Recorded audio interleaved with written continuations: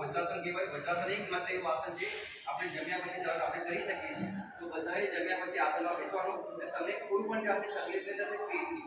પેટ related કોઈ બી સમસ્યા નહીં થશે. પણ તમે ટેવ પાડશો તો જમ્યા પછી આપણે આસનમાં બેસી જવાનું એટલે આપણે પેટ સંબંધી બધી સમસ્યા કાયમ માટે દૂર થઈ જશે. તો રોજ આ ટેવ પાડવાની. હવે આપણે આસનમાં બેસીને કરીશું ઉષ્ટ્રાસન. તો તમારા બંને પગના ઘૂંટણ પર બની જાવ. અને જેમને પણ ઘૂંટણની વધારે સમસ્યા હોય એ લોકો નહીં કરે આસન, કારણ કે ઘૂંટણ પર ભાર આવશે. બંને પગ પછી થોડું અંદર રાખો. હવે શું કોણ છે આપણે આપણા હાથ કેવી રીતે જવાનો છે? ડાબા હાથે આમ લઈ જાવ. ડાબા હાથે ડાબા પગને એડીને પેલા પકડી લો. તો પકડી જશે. જમણાથી જમણા પગને એડીને પકડી લો. પછી પાછળ અને ટકાઈ રાખો. ટકાઈ રાખો. બધા ટકાઈ રાખો.